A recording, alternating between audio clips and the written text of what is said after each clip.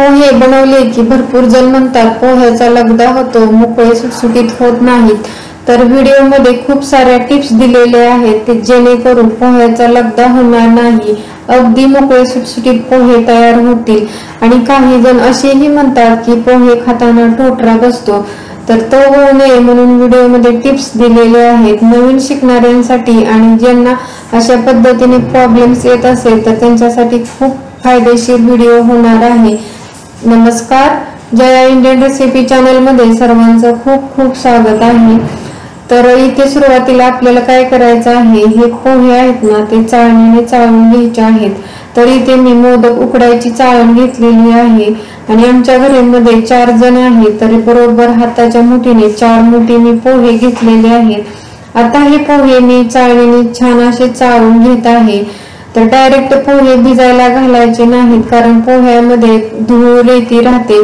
तर असे मोदकाच्या चाळणीने व्यवस्थित चाळून घ्यायचे आहेत। आणि खाली ताटामध्ये बघू शकताय की पोह्यामधली धूळ किंवा रेती आहे ना ती खाली गाळली जाते, त्यासाठी आपण अशाच पद्धतीने व्यवस्थित असं चाळून घ्यायचं आहे। तुम्हाला इथे दिसतच असेल बारीक बारीक धूळ रेती भरपूर आहे।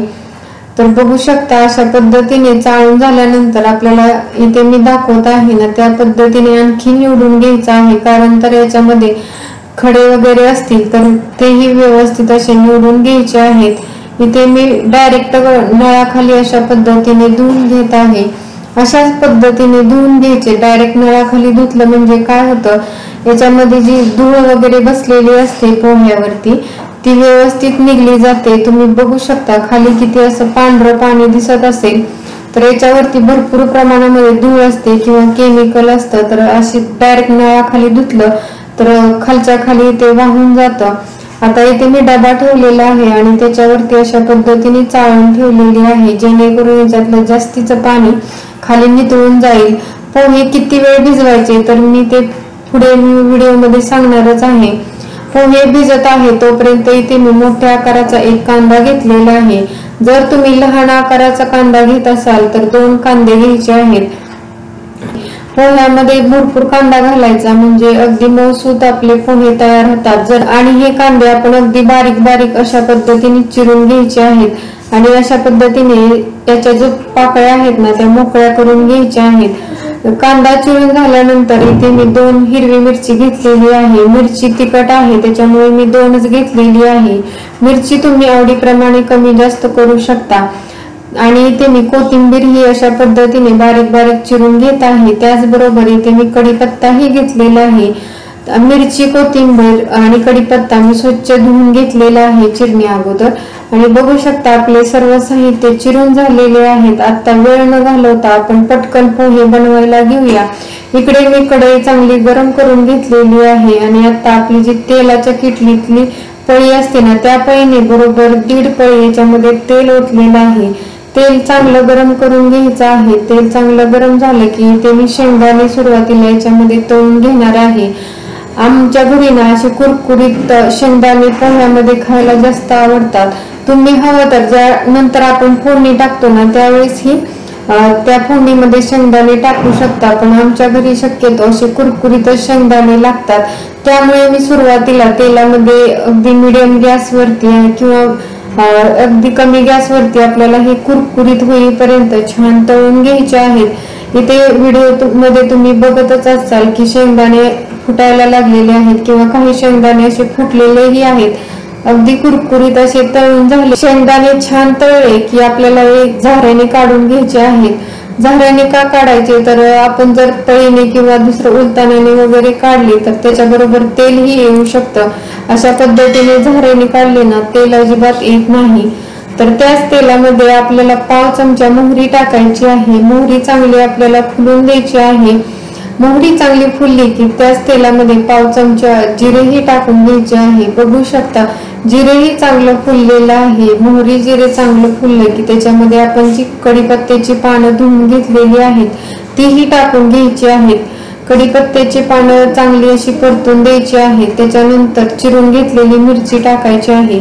मिरची आपण सुरुवातीलाच टाकायची बरं का, नाहीतर काही जण काय करतात कांदा तळला की त्याच्यानंतर मिरची टाकतात। मिरची अगोदरच आपण तेलामध्ये चांगली पांढरट त्याच्यावरती डाग येईपर्यंत चांगली भाजून घ्यायची आहे. म्हणजे काय होतं, तेलामध्ये त्याची टेस्ट उतरते आणि तेच तेल पोह्याला लागलं जातं, त्याच्यामुळे पोह्यालाही थोडंसं त्याची तिखटपणा जाणवतो आणि खातानाही पोह्याला त्याची टेस्ट लागते. त्याचबरोबर आता मिरची चांगली पांढरे डाग येईपर्यंत भाजले की त्याच्यामध्ये चिरून घेतलेला कांदा आणि कोथिंबीरही टाकून घेतलेली आहे. आता आपल्याला मीडियम गॅसवरती कांदा हलकासा आपला गुलाबी कलर येईपर्यंत परतून घ्यायचा आहे. तर कांदा आपल्याला जास्त गोल्डन ब्राऊन करायचा नाही. जर तुम्ही कांदा गोल्डन ब्राऊन केला ना तर तो पोह्यामध्ये खाताना कडवट लागू शकतो. बघू शकता अशा पद्धतीनेच अगदी लाईट गुलाबी कलर येईपर्यंत कांदा चांगला परतून घेतलेला आहे. अगदी परफेक्ट आपली फोडणी ही पोह्यासाठीची तयार झालेली आहे आणि व्यवस्थित असं हे कांदाही चांगला मऊ झालेला आहे. त्याला याच्यामध्ये हळद टाकायची आहे. तर बघू शकता अगदी छोटा चमचा इथे मी हळद टाकलेली आहे. हळद ही आपल्याला चांगली अशी या तेलामध्ये परतून घ्यायची आहे, म्हणजे पोह्यालाही छान कलर येतो. इकडे हळद परतत आहे तोपर्यंत इथे आपले पोहेही चांगले भिजलेले आहेत. पोह्यासाठी लागणारे साहित्य चिरून आपण जे पोहेची फोडणी देईपर्यंत इथे पोहे चांगले भिजले जातात. एवढाच वेळ पोहे भिजले ना अगदी परफेक्ट भिजले जातात. आता पोहे डायरेक्ट न टाकताय अशा पद्धतीने असे मोकळे सुटसुटीत करून घ्यायचे, म्हणजे पोह्याचा लगदा होत नाही. आणि बघू शकता हलक्या हाताने असं चोळून घेतलं ना तरी असं वेगवेगळे पोहे होतात आणि परफेक्ट असे पोहे झालेले आहेत. आणि आता अशा पद्धतीने वेगवेगळे करून घेतले की आपल्याला जी फोडणी तयार झालेली आहे ना त्याच्यामध्येही पोहे टाकून घ्यायचे आहेत आणि त्याच्यावरून थोडस चवीनुसार मीठही टाकलेलं आहे. आणि आता आपल्याला काय करायचं आहे, अगदी हलक्या हाताने व्यवस्थित असं मिक्स करून घ्यायचं आहे. जसं आपण मिक्स करत जाईल ना तसं पोह्याला हलका हलका असा पिवळसर कलर येतो. तुम्हाला जर जास्त प्रमाणामध्ये पिवळा कलर आवडत असेल पोह्यामध्ये तर हळद जास्त टाकू शकता, पण माझ्या घरामध्ये जास्त हळद आवडत नाही, त्याच्यामुळे मी एवढ्याच प्रमाणामध्ये नेहमी हळद टाकत आहे. आणि आता आपल्याला हे पोहे चांगले वाफवून घ्यायचे आहेत. तर पोहे वाफवण्याच्या अगोदर अशा पद्धतीने याच्यावरती थोडस हाताने पाणी शिंपडून घ्यायचं आहे. तर बघू शकता अशा पद्धतीने थोडस पाणी टाकायचं आहे, जास्त टाकायचं नाही. असं केलं म्हणजे काय होतं माहितीये का, पोहे खाताना जास्त कोरडे होत नाहीत आणि खाताना टोटरा बसत नाही. तर पाणी टाकल्यानंतर त्याच्यावरती झाकून मी पोहे वाफवून घेतलेले आहेत आणि बघू शकता छान असे आपले पोहे वाफवलेले आहेत.